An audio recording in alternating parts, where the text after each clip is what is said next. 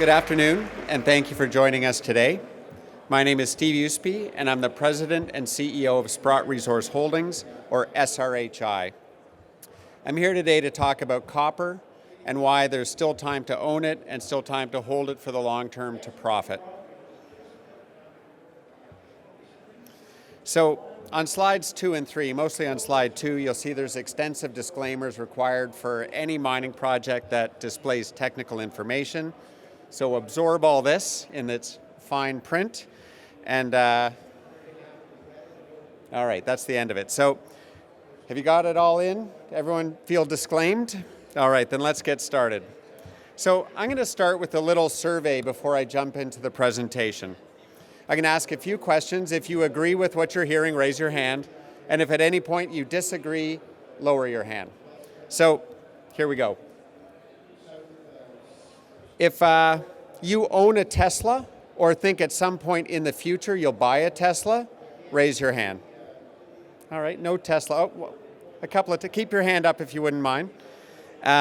If you think about the young adults today, let's call them 35 to 40 and under, and if you believe that they're predisposed to electric vehicles over an internal combustion engine, then raise your hand. 35 to 40 and under. All right. And if you think that renewable energy, keep your hands up. If you think that renewable energy projects and the infrastructure required to support renewable energy is going to increase in its share of global energy production, you can raise your hand as well. All right, so it looks like we're at about 80%, 75 to 80% of the audience. So if it was 100, I probably would have walked off the stage and said my presentation is done, but I have a little convincing to do, so I'm going to keep going. But really, I think what 80% of us agree is that the future, and in particular the green future, starts with copper. So Sprott Resource Holdings is part of the Sprott group of companies. As many of you know, Sprott is a globally recognized natural resource investor with specialized expertise in precious metals and mining. Sprott manages approximately $11.6 billion in assets, of which more than 90% are in mining and metals-related strategies. The company has roots going back to the 1980s, when investment legend Eric Sprott started Sprott Securities, and since that time, Sprott has invested in literally thousands of mining companies. And about 20% of Sprott stock is held by insiders, which ensures that our interests are aligned with those of our shareholders. There are several pools of capital at Sprott, each with the ability to invest in mining projects and companies. Totals about $3 billion. That's the grouping on the right-hand side. And then at the end of the presentation, I'm going to take you through a case study focusing on a project where Sprott Resource Holdings acquired a producing copper asset in Chile in the fall of 2017. So you can see on this slide, over the last 35 years, the inception of Sprott, the founding of Sprott Resource Holdings, that we've literally lived through every stage of the mining cycle. And what this type of hard-earned experience does through all these ups and downs is it gives you scars and it gives you experience. And I can honestly say that there are very few situations that within the collective at Sprott we haven't experienced before. So where does Sprott Resource Holdings fit in? We are a separate publicly listed company traded on the TSX under the ticker SRHI. We are structured as a diversified resource holding company with core investments in mining and energy. We, as a goal, our team invests counter-cyclically in out-of-favor commodities. And we've recently changed our structure so that we are predisposed to owning majority positions in cash flowing or near-term cash flowing companies in sectors where we see long-term value creation, like the copper investment I'm going to talk about in a few slides. Our relationship with Sprott provides SRHI with some real competitive advantages. We have access to deal flow and origination, in-house technical experts and legal experts, and an unrivaled brand in the resource sector, all of which gives us access to high-quality projects and the best management teams. Like Sprott Inc., the insiders at Sprott Resource own about 14%, which again ensures that our interests are aligned with those of our shareholders. So that's enough about me. Let's talk about copper. Why we like it and why there's still time to profit. We believe that there's a significant tailwind in copper, and our analysis would indicate that both the long-term supply and the long-term demand fundamentals support continued strong copper prices. Let's start with something that's actually not on the slide, and that's a third of all copper production today comes from difficult countries. And when I mean difficult, I mean from a jurisdiction standpoint, rule of law, the ability to get your copper out, disruptions in supply, things like that. A third of supply today comes from the Democratic Republic of Congo, Russia, China, Indonesia, Zambia, and countries like that. But now, focusing on the slide, I want to point out that there's been a bear market in copper that lasted really 2010 to 2015, which contributed to underinvestment in copper, which led to significant supply destruction. Existing mines today are experiencing declining grades of the ore that they're mining, and the lack of exploration has led to insufficient new quality projects. I mean, I guess I think of it this way. The easy to find and easy to build projects have been found and built. And the old mines that have been around for decades, producing hundreds of thousands, if not 1 million pounds of copper, are getting old and tired. The demand side, on the other hand, is actually easier to see, and we experience it in our daily lives. As we expect, China, but also India, are continuing to consume ever-increasing amounts of copper as they urbanize and globalize and modernize.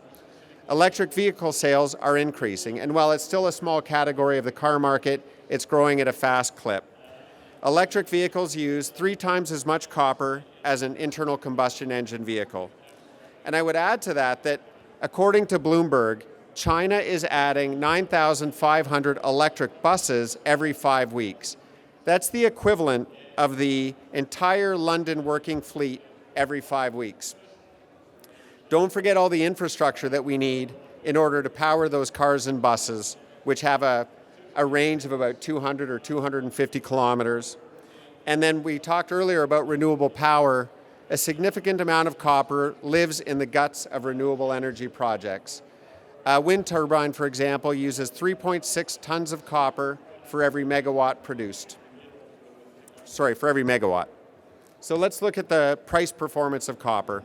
And you can see that these factors are beginning to take hold. Copper has significantly outperformed the TSX Venture, Spot Gold, and Spot Copper over the last sort of 15, 16 months.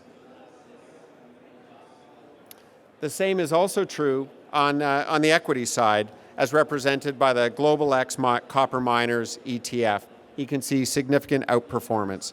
These are the very large cap producers that exist in this ETF, and we still believe that there's money to be made in copper. These are not all the gains. So I find this chart interesting, and I'm sure most of you are looking at it thinking it doesn't say much, or it's actually not interesting, but I'll tell you why I think it's interesting. My colleague Rick Rule believes that copper needs to sustain a price of $3.25 to $3.50 in order to spur development and expand supply. At current prices, which are sort of in the, well, depending on the day, 3.05 to 3.15, it is not enough to expand supply or spur development, but is certainly high enough for existing copper producers to make significant profits. Now, looking at the chart, the consensus among equity analysts is that the long-term median price of copper will be in the neighborhood of $3.32. So if I think about Rick's comment about needing $3.25 to $3.50 copper, and we think it's at the higher end of that, along with a median long-term price of $3.32, that is what we think a perfect spot for an existing copper producer to be. Sustained high profits without much of a threat of new supply coming in.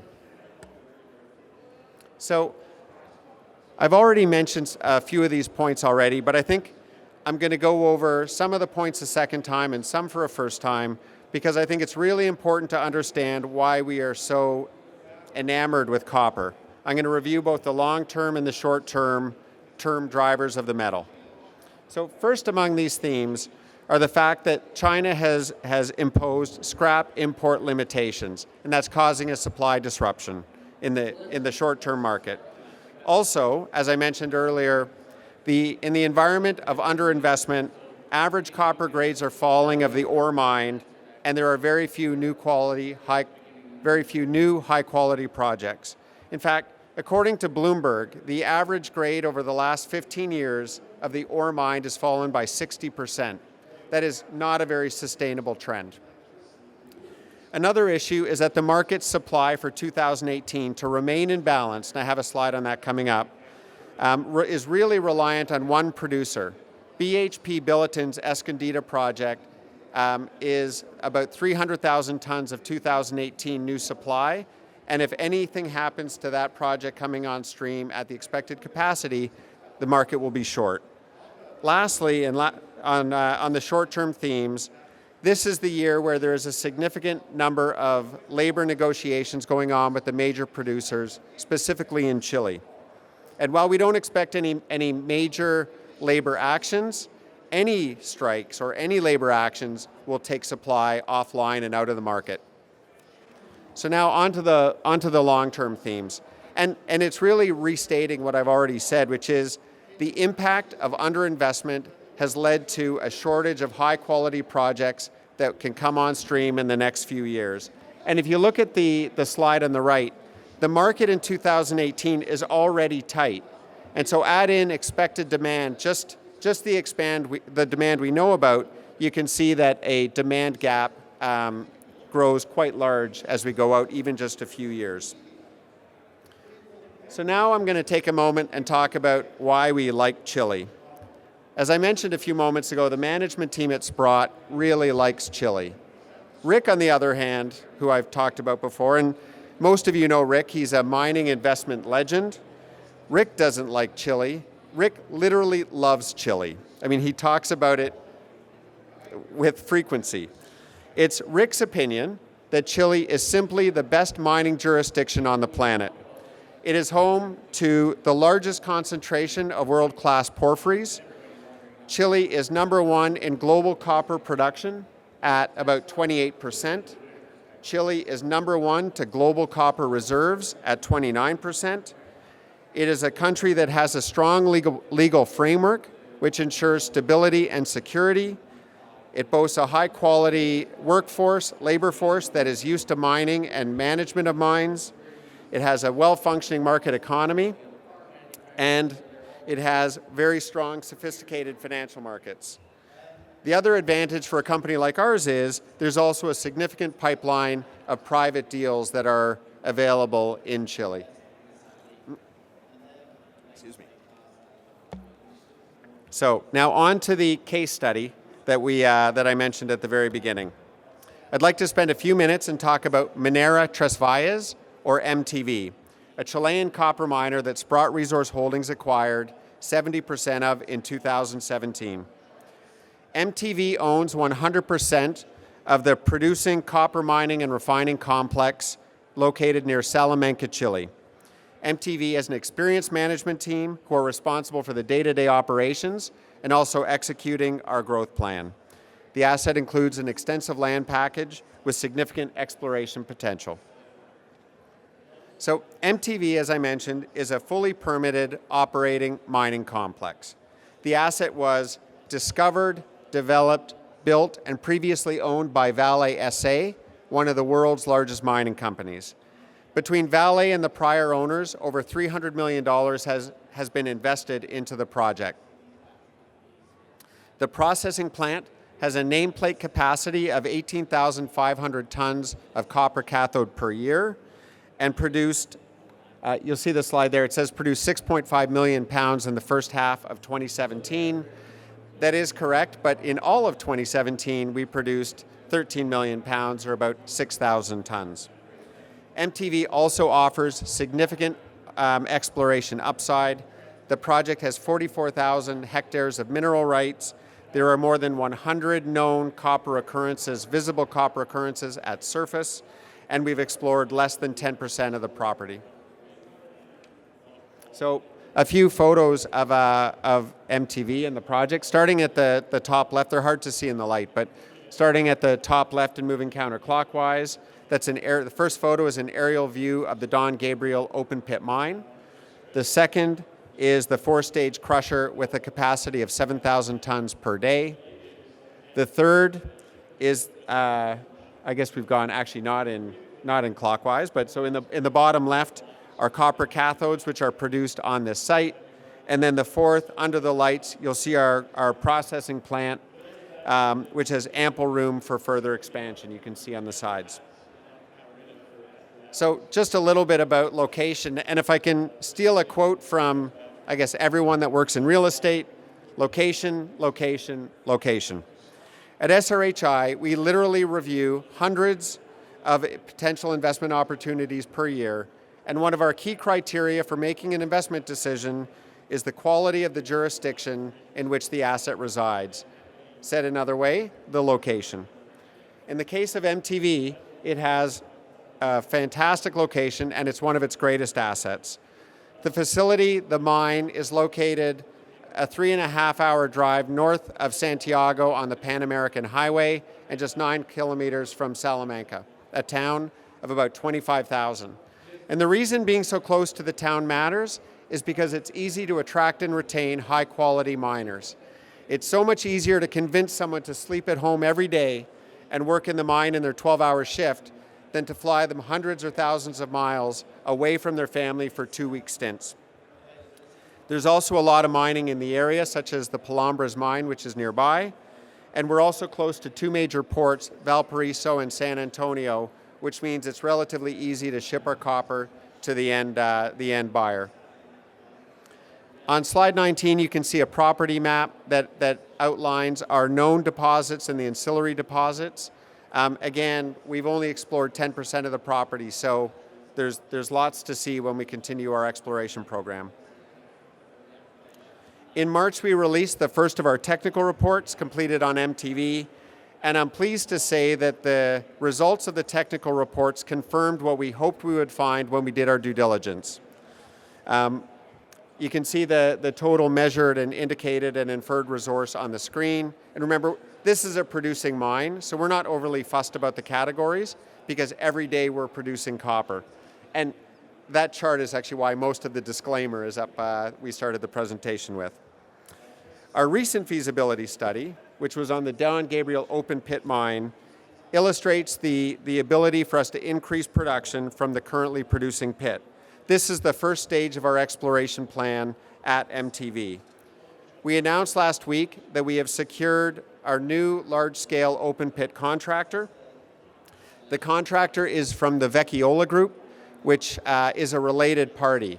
And I say that partly for transparency, but also because we've been able to secure a large-scale open pit contractor through the RFP that came in at a much lower price.